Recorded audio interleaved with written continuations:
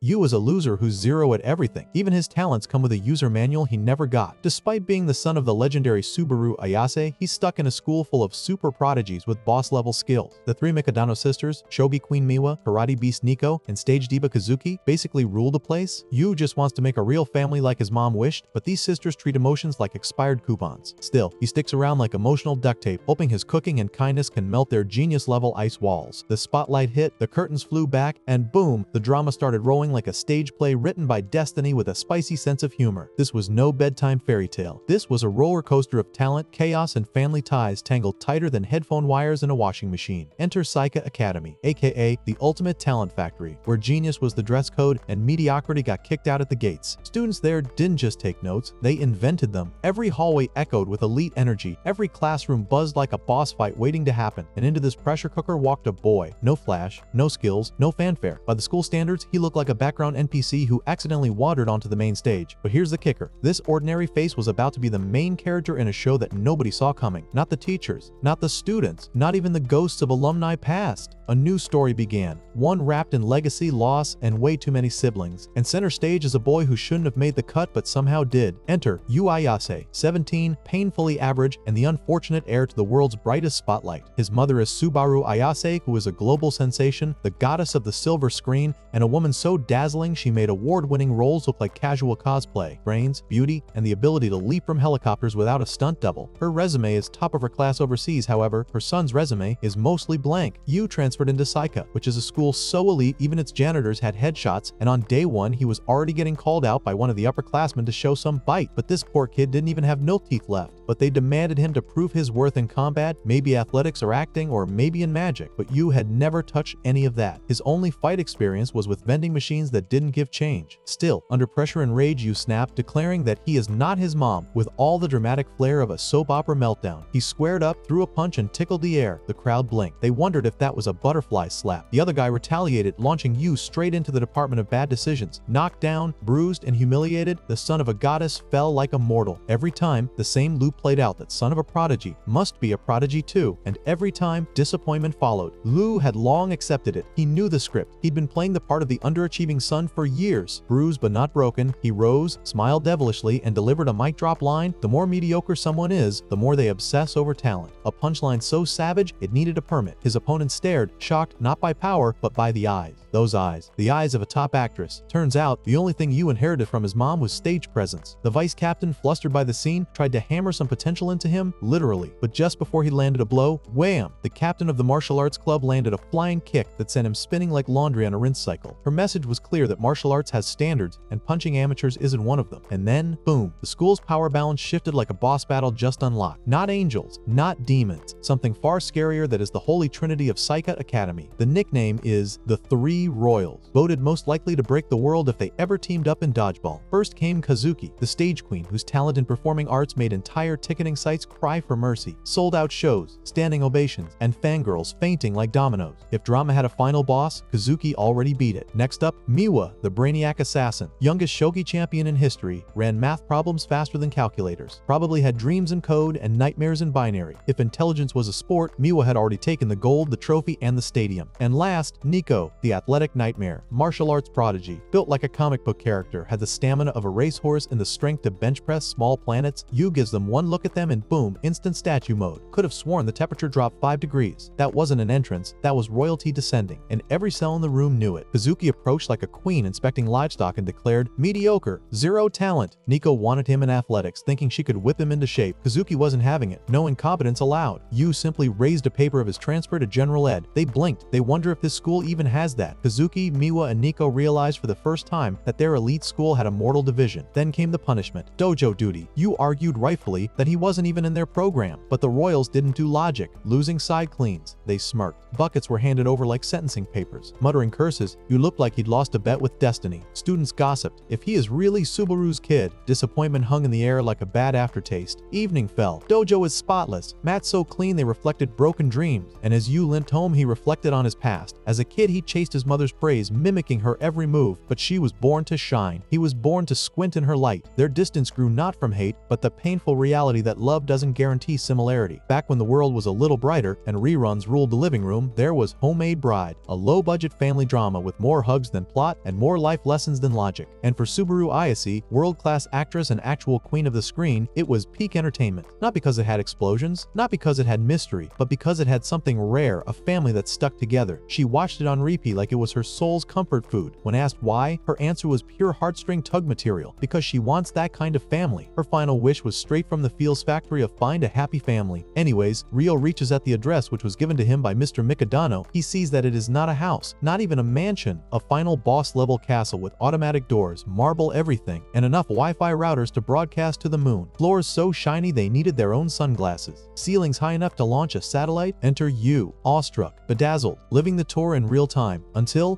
bam, a flying kick from Captain Nico, Psycha's human hurricane and certified martial arts menace, came out of nowhere like a plot twist with abs. She assumed you was a burglar. You assumed she lived in a fight dojo. Both guesses aged like milk, because this wasn't just any house. This was the Mikadano sisters' lair. Then she slipped, fell to the floor, and looked like a turtle on its back. Comedy gold. You, being a gentleman, tossed her a towel. She barked and asked him what his deal was. He calmly replied, "Preventing colds is part of martial arts." She told him to keep drying her. He did, with the deadpan focus of someone drying a wet cat. Miwa and Kazuki come in the scene, one complaining about tight sashes, the other running what looks suspiciously like an herbal medicine empire. Nico, still in berserker mode, pointed at you like she was on courtroom duty. He broke in, she declared, with the confidence of someone who kicks first and asks never. You panicked and wondered what kind of sitcom this was. Mr. Mikadano finally called. His voice is calm, deep, exposition heavy. He explained everything about his friendship with Subaru, the promise to watch over you, and the twist to meet his daughters. You now lived with the three royals. The mansion got 200% more awkward. Miwa rejected him outright. Nico called him a freeloader. Kazuki stared like she was watching budget theater. But Yu stood tall, introduced himself, and announced his desire to get along. They ignored him harder than group project members. Yu tiptoed into the pigsty they called a home. Dirty dishes, moldy socks, a haunted fridge. He stepped on Kazuki's underwear. She nearly exploded. Meanwhile, Nico and Miwa threw blame around like dodgeballs. Kazuki had shattered dishes mid-wash, Miwa had more laundry than a fashion model, and Nico pretended not to notice the chaos. Yu took one look at the mansion chaos and, without flinching, declared, "Challenge accepted." By nightfall, the house sparkled like a toothpaste commercial. The dojo was so polished even ghosts would slip, and the floors seemed to be reflective enough to summon self-reflection. The three royals returned to find their royal turf turned into a 5-star resort. Confusion hit like a plot twist, but instead of gratitude, they pulled out receipts, aka his test scores. His academics are below sea level. His acting is a full-blown war crime against performance. His math is the numbers begged for mercy. Nico immediately called him sketchy. Miwa slammed the red emergency button and yelled, "Fraud!" like it was courtroom anime hour. Kazuki just sighed the sigh of an older brother who just realized his new roommate might be a walking F grade. Yu is standing there with the world's cleanest broom and the world's dirtiest GPA. Respect is not unlocked yet, but the saga is just heating up. The next morning, Yu made breakfast. Nobody ate it. Classic prodigies are too busy. Nico karate chopped tiles. Miwa wrestled her AI, and Kazuki led a cold, mean rehearsal. They dashed out, leaving Yu to sip tea in a silence louder than applause. Yu has a flashback of Subaru's diets, her single-serve meals, her obsession with rolls. Just like these girls, driven, isolated, and impossible, yet maybe not unreachable. Nico returned, spotted the food, sniffed, salivated, ego battled hunger. Yu teased her and ate in front of her like a troll. She broke down nutritional data like a sports dietitian on a warpath. He learned more about vitamins in one rant than in 12 years of school. They left. He sat, alone again. Anyways, before they left, Yu says to them to have a nice day. The three of them paused. Those three gifted sisters, each touched, confused, maybe slightly disarmed, walked off pretending they hadn't hurt him. But they had, and so began the true story, not of a prodigy, but of a boy, bruised, broke, but bold, who dared to take on three sisters, one mansion, and the legacy of a legend. Yu was told that Kazuki faced a brutal audition. Nico aimed to retain her crown as national karate champion, and Miwa was headed into a brain-melting shogi title match. The message was clear. If these hurdles were tackled together, it might finally spark some bonding between the prodigy trio and the clumsy outlier dumped into their lives. Once the call dropped, doubt marched in like a landlord demanding rent in emotional currency. The question loomed large. Was there any real use for someone whose talent rating sat snugly between painfully average and shouldn't have even shown up in both brains and brawn? Mediocrity didn't just hang around, it poured out like cheap cologne at a school dance. A discount tier mortal armed with enthusiasm and absolutely nothing else, standing beside three prodigies built like anime final bosses. Even while hanging laundry, because apparently socks don't fold themselves. Even in dramatic crises, it became crystal clear these legends in the making didn't know what a weekend was. A whisper echoed through the silence. What if all three prodigies actually failed to clear. A haunting echo followed. Being the son of superstar actress Subaru Ayase wasn't exactly a cheat code for success. Memories returned in full cringe, the insults, the side eyes, and the sheer Olympic-level disappointment from others. Being average in a family of icons was like being a flip phone in a smartphone store. Conclusion: there was no savior cape waiting. The plan is to try whatever was possible. He runs to the grocery store. A pile of ripe tomatoes glistens like they were blessed by the sun itself. With the goal to eat alongside the Mikadano sisters, healthy meal planning became the mission. Later that evening, the front door clicked open. Nico entered and was hit with a warm welcome back from you. The scream that followed nearly shook the roof off. Apparently, the fact that he lived there still hadn't registered. There he stood, ladling soup like a five-star chef trapped in a slice-of-life anime. Offering a taste, he asked if she wanted a sample. She responds in suspicion mixed with sass and asked you if this was a bribe-by-broth scheme. She whipped out her own meal and proudly rejected the offering. Post-shower glow achieved. Nico emerged from her room only to find culinary chaos in the kitchen. Flames danced like a bonfire concert, and you was in the middle of it all, nose deep in a fortress of cookbooks. Rejection only turbocharged his determination. The counter was flooded with recipe guides. Either he was aiming to impress or opening a pop-up restaurant. Miwa entered the war zone next. You greeted her like a waiter unveiling the day's special, urging patience while he crafted the ultimate dinner. Nico, still fuming, called the display pathetic, clearly a cry for attention. A memory surfaced. As kids, a fancy chef had tried feeding them, but all three rejected him. Since then, Nico has maintained strict control over her diet. Dinner meant ham and corn salad, low-fat protein, minerals, calcium, vitamin C, and no nonsense. Just as the first bite of her lab-approved lettuce and loyalty combo was about to begin, curiosity threw a surprise left hook. One glance at Yu's creation, and boom, full-blown nutritional enlightenment hit like a protein-packed freight train. There it was, a perfectly balanced meat dish engineered like it came from an Olympic training manual. Jaw unhinged in disbelief, the stats landed harder than a final exam. 32.4 grams of protein, 72 milligrams of vitamin C, and 250 milligrams of calcium, all flexing on the plate like nutritional avengers. And the miso soup seems like a 5-star wellness retreat for the digestive system, bubbling with amino acids like it had a PhD in gut health. He looked exhausted, like a culinary warrior who fought through the flames for nutritional justice. All recipes were dietitian approved and personally tailored to her needs. The effort of him is of Olympic level, but the gratitude seems like non-existent. Nico finally conceded to a single bite, only to be floored by how decent it tasted. Give props to the recipe writer, she muttered, trying to play it cool. Miwa, watching from upstairs like a food judge in hiding, licked her lips. Busted! You spotted her and yelled out, 660 milligrams, no context. Turns out, that was the DHA count tailored just for Miwa. She joined the table. Nico rolled her eyes. She wonders if this dude was really cooking DHA-specific meals now. Unable to handle his stare, Nico demanded he look elsewhere while she ate. Both girls sat at the table, silently sizing each other up like two lions over a protein bar. One comment from Miwa about Nico looking a little chubby was returned with immediate fire. Kazuki soon strutted in. On the menu, brown rice with veggie risotto, green and yellow veggies for that beauty glow-up, vitamin A and B2 for radiant skin, the salmon marinade, packed with astaxanthin, an antioxidant that could charm mirrors. The goal of her is to boost Kazuki's complexion like a 5-star filter. She took one look and noped out. Congrats on seducing the others with food, she said while storming upstairs that none of this is for her. You, still determined, warned Nico that one more bite would push her 48.5 grams past her carb quota. Emotional eating equals chubby consequences. Her face morphed from angry wolf to flustered panda. Later, in an empty classroom, you sank into thought. 3 days in Mikadano mansion, and still, Kazuki remained colder than freezer-grade tuna. Despite his breakfast missions, no progress had been made. A plan formed to take the initiative. Outside, Kazuki was mobbed by fans. Top art student status meant VIP treatment. You waved like a lost tourist. The crowd gasped and wonders if he is Subaru Ayase's son. They whispered. Kazuki, dripping with disdain, blocked him off. Stop casting your shadow over my spotlight. You coughed dramatically. Stayed up all night, thinking of how to win her heart, and there's something only he can give her. He ensures her that she is gonna love it. The crowd gasped again. The double meaning hit like a meteor. Kazuki, scandalized, yelled that he will pay for this once they are home. The crowd gets an absolute meltdown. Nervous. Duck faces all around. They all starts wondering if they are living together. Someone whispered, you, just gone with the wind, unaware he just dropped a PR bomb. In need of backup, the next target is Nico. Maybe she had tips. She was surrounded by the karate club, clearly their queen. He waved at her. Instant flashback. His creepy comment about tracking her nutrition haunted her like a bad ringtone. Rage levels rising. The vice captain snapped and warns you to not call her by her first name. You sensed his final chance. After fumbling with Kazuki and Nico, Miwa became the last shot at. Miwa, lost in her phone and casually solving impossible math questions, was leagues above everyone else. You begged for lunch company. Miwa didn't just reject him, she flat out sprinted away. He chased. Somehow both ran at matching speeds. Huffing, puffing, and wheezing, Miwa gasped. You called out that athletics clearly weren't her strength. Small talk followed. Miwa, an aloof brainiac, admitted being out of sync with typical high school banter. Royal status problems. You nodded in solidarity. Same here, royally dumb, royally weak, royally short. Miwa blinked. This This was royalty from the dollar store. Even his inherited looks screamed false advertisement. Brain short-circuited, yet truth resonated. Being different hurt, but it also made people special. Yu wasn't too distant from the issue, just awkwardly close. He wanted to understand. Miwa clapped back, maybe work out. What to say before trying to sound deep. Then came the breakthrough. Miwa shared a childhood memory. Kazuki once asked their mom to cook just for her. A rare moment of selfish joy. Lightbulb moment, maybe that was the key. Yu panicked slightly, how far back Miwa's memory could even reach. Still, the lead was golden. Kazuki entered. Yu, bubbling with excitement, asked her to check what he was making. This time, she'd love it. Nope, she collapsed. Minutes later, Kazuki woke up. Just a little fatigue, she claimed. Miwa touched her forehead and yeeted back. She was practically a space heater. Nico told her to stop acting like a stoic anime lead. Yu arrived with a porridge masterpiece. Kazuki raged and kicked everyone out. Alone in bed, she whispered, why can't he stay healthy and feel so pathetic? Being the star meant non-stop rehearsals. The pressure was real. Yu still cooked away. She still refused. Again and again, he brought carrot soup bursting with immunity boosters. She snapped. Supplements had everything she needed. On her way out, she tripped. Yu tried to catch her. Both fell like dominoes. She tells him that he is too weak to catch her. He offered a solution to let him rehearse with her. After all, as the son of Subaru Ayase, confidence came free with the baggage. He even claimed to have debuted at age 2. Kazuki remembered her senpai debuted at 6, still better than him. She half laughed. Decent actor for a certified failure. He took her script. Learning that she played the prince, he decided to be the princess. Curtain up, Kazuki booted him from the room in record time. She cleared him out that he made false advertising, that he debuted at 2 because he sucks at acting. He confessed. His mom pulled strings, and every audition after ended in tragedy. He will do better, he pleaded. She slammed the door. Next day, round 2. Script read, confidence high, still terrible. The day after, read it 10 times, still sounded like a cardboard box. But the next day, the door remained shut by Kazuki. Kazuki, curled in bed, admitted the pressure had turned into a weight. The fear of failing, the constant need to dazzle, it drained her. But something had to change. She peeked downstairs. Yu sat watching recordings, rehearsing lines. Despite chores in school, he trained nightly for this. Still sucked at it. Yet, the next day, something shifted. He nailed one line. Kazuki, stunned, didn't throw him out. They acted together. She extended her royal hand. He responded, tears and all. After 14 years, emotion finally appeared in the performance. She couldn't believe someone cried over one line. Weirdly enviable. Maybe it was time to eat his food. Good news broke that she agreed to try his meals. His joy exploded like confetti. Leave it to him, he cheered, ready to be chef supreme. But a condition emerged, awkward, shy, and delicate. On her bed, she braced for the confession of the year. The bomb dropped. No carrots, no bell peppers, no mushrooms, no eggplants, no bitter squash, and no wood ear fungus. That was it. Yu's face dropped as he learned that this is not a dark secret, but Kazuki is just picky eating all along. Miwa and Nico were left frozen at the sight of Kazuki eating actual food like it was no big deal. Their expressions screamed monster sighting, as if they just witnessed a culinary cryptid. All was peaceful until carrots entered the chat. The moment grated carrots were revealed, Kazuki's face turned crimson like she'd been betrayed by life itself. Carrot-induced heartbreak had officially. With synchronized footsteps, the three prodigies marched out, announcing a dinner boycott. Silence from the dinner table echoed more than usual. Thoughts drifted back to the days when the mother of Yu vanished for a month straight due to work. That silence had once carved a deep gap, one not easily mended. Now, echoes of that past played on loop in the quiet dining room. Talented to the core, those three mirrored the brilliance of a once absent mother. In that reflection, only a shadow stood, someone painfully average, a spectator in a world of stars. Words from the girl's father floated back, idealistic yet tough to live by. The final wish from a late mother came into focus, wrapped in warmth and sorrow. A happy family, easier said than done, harder to define. A cheesy TV show, homemade bride of his mother, turned into the emotional support blanket of the evening, featuring fictional mom who smiled like rent was paid and the fridge was full. No drama, no evil twins, just casseroles, family hugs, and suspiciously clean kitchens. Each wholesome scene hit harder than a surprise slap from grandma. That kind of dream didn't sparkle, it slow cooked like Sunday stew and grinned like a toddler with cake. Simplicity had never been so powerful or so aggressively heartwarming. Reality checked in without knocking. The show ended, tears were flowing, and boom, the prodigies walked in. Yu was caught mid-sob, surrounded by tissue casualties in the homemade bride finale. Kazuki assumed a mother complex meltdown, but the truth is that it was just quality family content. Sometimes drama wasn't needed, just vibes and a decent plotline. Kazuki approached like a skeptical HR manager during an emotional breakdown. She told the crying mess not to overdo chores to win them over. Nico, never one to hold back, casually reminded him of his freeloader status. A rage button got pressed like a vending machine. What followed was a rant about regrets, mothers, and redemption arcs. The goal wasn't just earning brownie points, it was forging bonds that lasted. A wish to connect this time for real took center stage. Nico rolled her eyes hard enough to cause an earthquake. She declared families were overrated PR campaigns. Before she could finish, the TV hero proposed to his girl with fireworks, and then they both shared a kiss. The trio's eyes popped like faulty soda cans. The three of them wonders if this guy just asked to be family like that. Imagination ran wild. Each one pictured a bridal veil, a kiss, and vows with dramatic lighting. Fantasies spiraled into chaos. Suddenly, a simple birthday question became a declaration of familial warfare. Older sibling. Debates kicked in like a schoolyard brawl. Teeth were clenched, brows furrowed, and judgment was delivered. You stood alone against three devils with matching death stares. The dream of becoming part of that family felt like trying to join a band without knowing any instruments. Later, bath time turned into full-blown battlefield recon, complete with steam, suspicion, and sibling side-eyes. Nico caught wind of a forgotten bread mission gone rogue and leapt out of her soak like a shampoo-powered ninja. Her face is redder than a tomato in a sauna during tax season. Miwa clocked the crimson instantly and jabbed in like an investigative reporter on caffeine. What followed was denial in deluxe packaging, rosy cheeks, not blush. You handed folded clothes to Miwa, a casual act that caused nuclear-level blushing. A single hand touch had Miwa panicking like a middle schooler at her first crush. Nico grilled her like an angry ant. Miwa's response was a classic backpedal. Rosy cheeks again, apparently. Suspicion levels soared faster than romantic comedy tension. Nico dropped the bomb of crushing on the freeloader. Miwa fumbled and the slip confirmed it all. Chaos ignited like someone lit fireworks indoors. Kazuki entered, blissfully unaware of the emotional explosion. A simple shelf request led to another unexpected blush. Emotional dominoes were falling hard. All three sisters began fighting like rival pop idols with a shared crush. Confusion and awkwardness filled the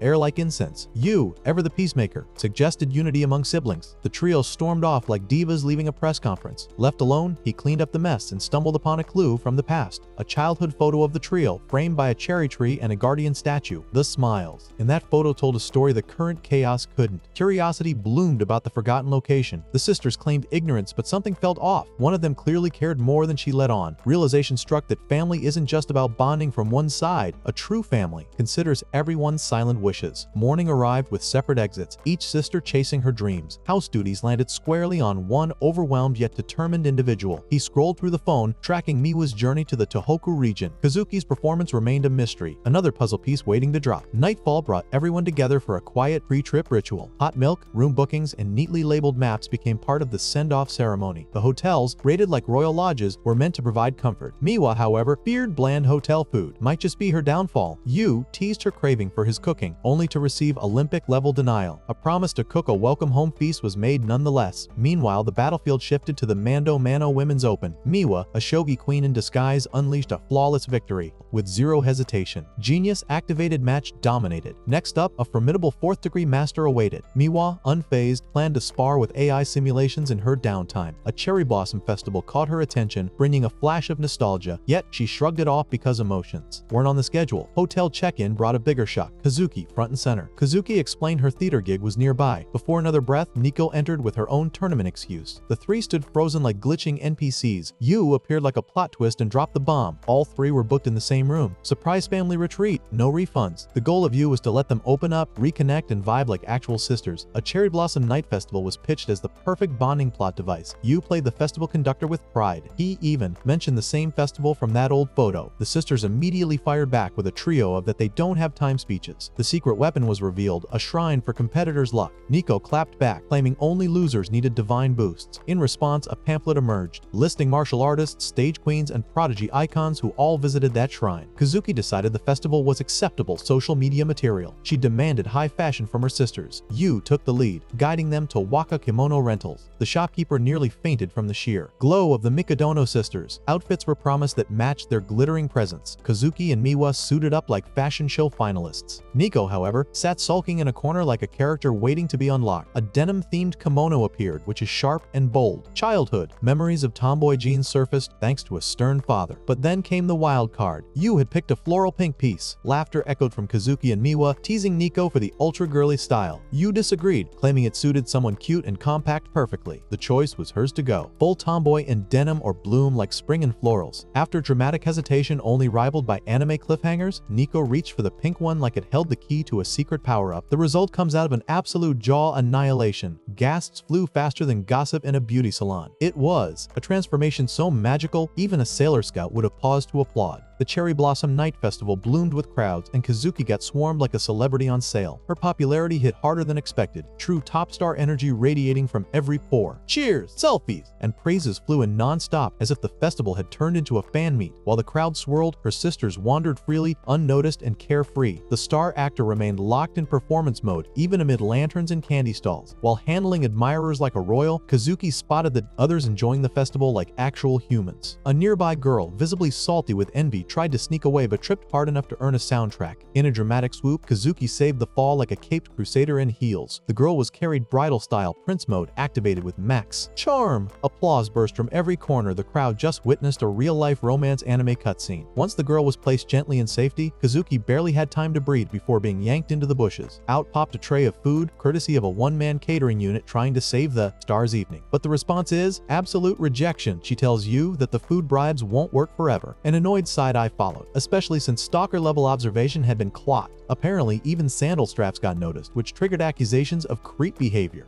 The food wasn't the issue, it was the silent limp Kazuki tried to hide while playing hero. The condition of her foot, now exposed, shocked the gift bringer more than a plot twist. Yu thinks that carrying someone with that injury is pure madness or pure dedication. Bandage time kicked in, despite sarcastic comments flying like confetti. Despite the sass, the injured foot landed softly in the lap, and care was given with gentle precision. Elsewhere, Nico got locked in an intense battle, not martial arts, but salmon snatching. The fishing competition turned into a team sport, with Kazuki now wearing a mask like a drama queen going incognito. Yu and Kazuki teamed up like rogue agents while Miwa and Nico stood on the other side ready to rumble. Miwa suggested Kazuki keep that smiling mask on permanently since her real expressions could fry circuits. What followed wasn't just a game, it was Olympic-level rivalry in disguise. Warnings to tone down the intensity got ignored like spam emails. The battlefield got so heated that the festival conductor had to step out for peace. A detour led to the legendary Lotus Hopping Luck Challenge, a once-a-year event of chaos and soggy regrets. Victory meant an unbeatable competitor's luck and a chance to pose with the Golden Shrine Guardian. The bonus of this is that photo, when used as a wallpaper, worked as a permanent luck buff. A childhood photo clicked into memory, the three sisters at this exact shrine, smiling like the world hadn't yet gone full chaos. The goal became clear to recreate the photo, revive the bond, and maybe crack a smile or two. But the problem is, the Lotus Leaves played dirty, and for 10 years, not one person had crossed the path without sinking. But legend had it, 3 little girls once crossed, perfectly, leaving 0 splash. Yu's first attempt sank faster than bad fanfiction. No one else dared to try again, except this determined disaster of a challenger. Onlookers begged him to stop, mud-covered, soggy, and barely upright. The odds weren't cute. Rain joined the show like nature's own. But something clicked. Brains, brawn, and observation had once combined to carry 3 sisters across. Another attempt began, fueled by grit and sibling nostalgia. This time, the path revealed itself like destiny owed him a favor. Step by step, hop by hop, victory finally landed. Cheers erupted, and the prize photo was offered with confetti-level celebration. But instead of posing, the winner paused. 3 people still needed to join him. Unfortunately, the weather had other plans. An early closure announcement shattered the mood, leaving the area deserted like a sad rom-com climax. Alone and soaked, the failed conductor collapsed onto the muddy ground, drowning in self-blame. Regret painted every thought, dragging overworked prodigies out here only to split them up again. The dream of bonding shattered like cheap porcelain. Silence fell, heavy and loud. Then came the sound of footsteps and 3 umbrellas. Standing above the mess, Kazuki, Miwa, and Nico stared like disappointed managers. Shock lit the soaked mess's face as the trio reminded him they weren't heartless. Kazuki commanded the conductor to do his job and lead. Nico apologized for the lack of umbrellas, blaming a festival-wide sellout. Umbrella sharing commenced, turning the storm into something soft. A heartwarming family moment bloomed beneath dripping trees and one barely useful umbrella, the kind that screams emotional damage incoming. Words flew faster than gossip in a beauty salon, each voice trying to win the Decibel Olympics. The result is of pure chaos, like a group chat exploded into 4D. Arguments popped off like fireworks on sale, leaving one poor soul looking like a loading screen. Yet somehow, in all that madness, the moment felt weirdly perfect, like homemade soup with too much salt but all the love. No one knew what was being said, but everyone definitely felt it. Voices overlapped like a badly edited dub, and Sense took a personal day off. Still, between all that noise, a strange harmony danced in the background like jazz that shouldn't work but absolutely slapped. The poor soul caught in the middle wore confusion like it was Paris Fashion Week. But right there, amidst emotional dodgeballs flying left and right, a quiet smile showed up. Awkward, genuine, and totally undefeated. Later, bath time kicked off at the hot springs, where Miwa behaved like she'd been, dropped into a sauna full of aliens on vacation. Side-eye levels reached DEFCON 3. Nico, forever the chaos conductor, brought up the umbrella drama like it was primetime tea. A rock-paper-scissors death match was launched. Winner gets the penalty of sharing cover with the human thundercloud. Meanwhile, the so-called prize stood behind them, looking like unclaimed luggage at the airport of shame. Steam rose. Tension built. Nico cracked her knuckles like a gladiator prepping for combat, while Miwa stared like the whole thing was beneath her but still played. Enthusiasm is non-existent, and the prize is a wet, awkward mess of a person no one volunteered to walk beside. Victory tasted like mild suffering, and defeat came with a side of social trauma. Nico lost the match and walked under the same umbrella, grumbling like she had just run a marathon. Every step felt exaggerated, as if cardio had been summoned from thin air. Suspiciously, self-checks began, testing if limbs still worked. Miwa and Kazuki turned to find her poking herself like she just got hit with puberty. Shocked expressions screamed one thought that if Nico finally decides to unlock her feminine arc. After a good soak, they stepped out of the bath feeling brand new, only to find a walking mud sculpture standing proudly at the entrance. No surprise, Yu had come just to wish them luck, forgetting one critical thing: a place to sleep. No room, no reservation, no backup plan, just vibes and failure. Collective disbelief hit the sisters. They always knew he was a loser, but this confirmed supreme incompetence. Yu was ready to disappear into a 24-hour net cafe like a side character in a dropout arc. Kazuki stopped the madness, tossing a mattress in the room like a reluctant hero. While setting up the room, a crisis emerged. No robe, no extra clothes, nothing but mud and broken dreams. The search began for emergency wardrobe options, each sister reacting like it was laundry day apocalypse. Miwa blushed while handing a towel, as if robes now triggered dating. Sim dialogue. The moment the bathroom door closed, the yelling began. Tiny room, too many people, and zero boundaries. Meanwhile, behind the door, the lone boy insisted on being treated like invisible floor dust. The water ran loud enough to drown out logic, yet silence didn't come. Sleep refused to visit. Beds creaked, thoughts raced, and tension buzzed like a mosquito. On his side, however, peaceful slumber came in just 2 minutes. Snoring like someone who'd cleared all emotional levels, the conductor rested. Kazuki gazed over and broke the silence. Why did he pick that pink floral? Kimono for Nico. The answer surprised everyone. It was something Nico adored as a kid. Shock followed, paired with revelations about Kazuki's hidden joy during the festival. Miwa recalled the past, how she once dominated ring toss and shooting games. The nostalgia train was gaining momentum. Kazuki added that back then, at least those stalls were open to them. Miwa remembered going full sharpshooter mode, thinking she was in peak condition. Nico, however, revealed the truth. Kazuki was sneakily taking down targets behind Miwa's back to help her win. Miwa was stunned. These hidden kindnesses never used to surface. Life at home always meant separate paths under one roof. Yet now, here they were, sharing memories like a proper family. Somehow, that dummy with zero planning had pulled it off. The photo taken that day reflected everything, then and now. Miwa scrolled between the images and sighed in disbelief. That dummy really was something special. The next morning, the television lit up with breaking news. The Mikadano sisters had conquered their stages. Despite a night full of chaos, weirdness, and emotional roller coasters, the prodigies still reigned supreme. Yu noticed the sisters starting to vibe like a semi-functional group chat and remembered the sacred pact. He owed them dinner. After school wrapped, he headed home only to walk into a dramatic tableau. All three sisters lined up like they were about to face a final boss, aka Mr. Mikadano. The atmosphere had the tension of a surprise math test. A polite greeting was exchanged, and Mr. Mikadano, in his usual icy elegance, offered condolences for Yu's mother. Still, he reassured that her talent hadn't vanished and is just transferred to the next generation, provided that generation stopped tripping over his shoelaces. Mr. Mikadano requested performance updates. Kazuki reported packed venues, glowing reviews, and an upcoming interview. Nico mentioned winning another championship and preparing for the next, vowing not to slack. Miwa shared that she had won her preliminary matches and aimed to go as far as possible in the title matches. After hearing all updates, Mr. Mikadano prepared to leave. Yu, in full polite mode, tried to extend a dinner invite like a peace treaty with side dishes. Mr. Mikadano shut it down faster than a pop-up ad. Spotting a mask nearby, he raised an eyebrow and asked about it, like Sherlock Holmes with better posture. Yu explained it came from a recent festival, the same one the sisters used to attend as kids. Nostalgia with a side of grilled squid. That only raised more suspicion. Mr. Mikadano zeroed in, questioning why Yu was tagging along on their rise to greatness. Yu, channeling his inner tour guide, mentioned the shrine's good luck for champion's reputation,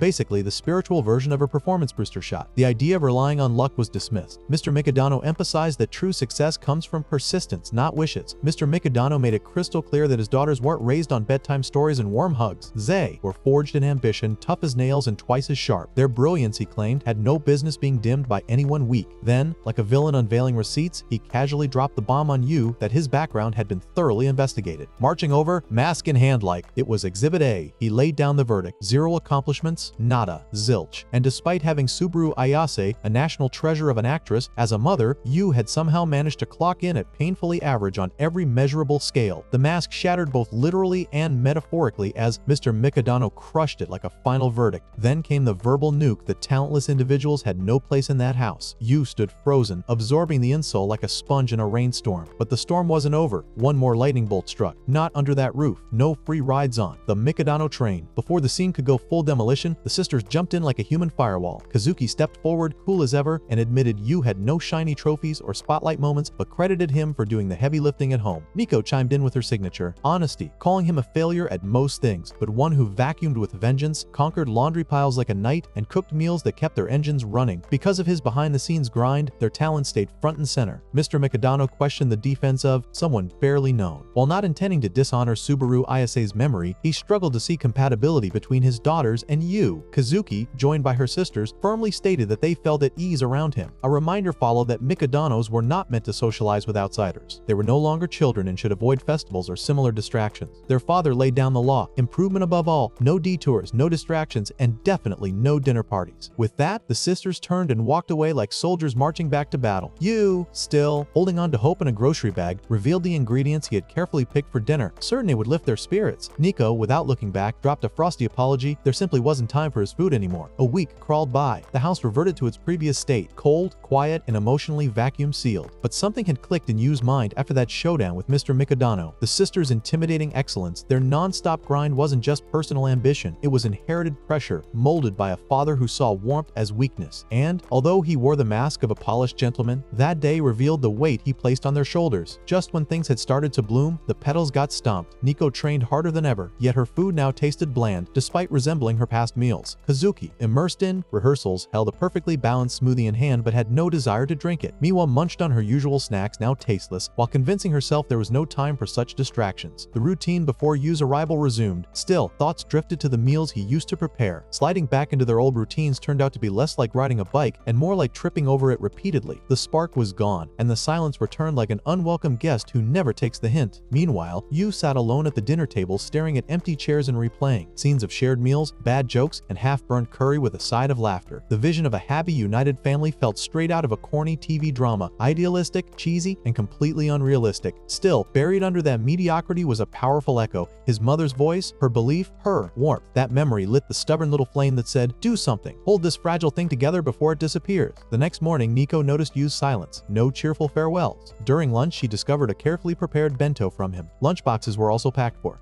Miwa and Kazuki. Her heart brimmed with emotion, yet the appetite vanished. Back at home, the evidence was crystal clear. 3 bento boxes, cleaner than a monk's conscience, not a single grain left behind. Later, the sisters summoned Yu for what felt like a business merger with emotional stakes. They proposed a co-stewardship deal, equal parts teamwork and silent judgment. But the fine print hit hard, no visible results, and he'd be evicted faster than a stray cat from a 5-star hotel. Kazuki marched up like the bossy big sister in a cartoon and laid down the rules to keep helping out. And maybe he'd get upgraded from background character to sidekick. A big, scary audition was coming up, and yup, she totally needed his help. Yu, feeling the pressure of 3 geniuses stacked on top of him like a human pancake, made a heroic promise to pack lunches every single day. He basically swore loyalty with a lunchbox in hand. But the sisters weren't buying the whole family dream. That title is denied fast. No hugs, no warm fuzzies, just a clear label slapped on his forehead: support crew, like a backstage ninja who slices vegetables instead of villains. Another round of perfectly prepped lunches, complete with a cheerful "have a good day," that hit like a warm hug in bento form. The sisters floated out the door with spirits high enough to need seatbelts. Meanwhile, on set, Kazuki slipped into a wig and instantly morphed into the dictionary. Definition of cute overload. But the moment her friends rolled in, she ripped that wig off faster than a guilty dog drops a chewed up slipper. Reputation is protected. Nico and Miwa remained busy with their own tasks. The day ended and all 3 returned home separately. This marked Kazuki's first audition for a female role. Nico, meanwhile, sought another championship victory with Yu's support. Expectations weighed heavily on them. Upon arrival, the 3 shared a meal at the table. While washing dishes, Yu was joined by Kazuki, who offered to help. When asked about the new play, she admitted it was her first time taking on such a role and nerves were setting in. Observing Yu's perseverance despite being clumsy, she smiled. Suddenly, Yu slipped and fell. Blood poured from his nose. Kazuki rushed over but slipped as well, accidentally pressing her lips against his. An immediate apology followed. An accidental kiss, nothing more. Later, with tissues jammed up his nose like a DIY plumbing job, guilt came crashing in like a soap opera twist. Kazuki had just kissed a guy who was actively leaking from his face. Romance level is 0, but the trauma level is too high. Yu thinks that Kazuki has given all the stage kisses in her acting resume, so she probably shrugged it off like a rehearsal blooper. Still, nothing could erase the horrifying truth that his first kiss tasted like iron-flavored regret with a side of nosebleed special. Meanwhile, Miwa was living her best dessert life, savoring Yu's soft, jiggly jelly like it was made by angels with Michelin stars. With zero hesitation, she casually remarked, "It felt like nibbling on moist, tender lips." Culinary poetry with maximum awkward. Kazuki, triggered like someone just spoiled the ending of her favorite drama, slammed her coffee mug onto the table hard enough to scare the furniture. Miwa, completely lost in the sauce, literally offered her a bite, still clueless that she'd just drop-kicked a landmine. Kazuki stormed off to her room, slamming the door like it owed her money. Moments later, Yu waltzed in without knocking, bold move from someone with the grace of a falling bookshelf. She screamed about basic manners that could have cracked glass. He awkwardly explained he came to clear the air about the accidental lip crash, suggesting that someone of her elite status probably didn't want her. Kiss record tainted by a freeloading failure. Best to act like it never happened. But once he left, Kazuki sat there blushing like a tomato at a tanning salon, completely short-circuited by the idea of pretending a kiss never happened, especially that kiss. At the Tsukishiro review, Kazuki's thoughts lingered on the comment. Still, focus had to return to the audition. A new heroine role was at stake. The decision to take on a female role stemmed from her father's encouragement to break free from always playing male roles. Anxiety swirled in her brain like a blender on max speed.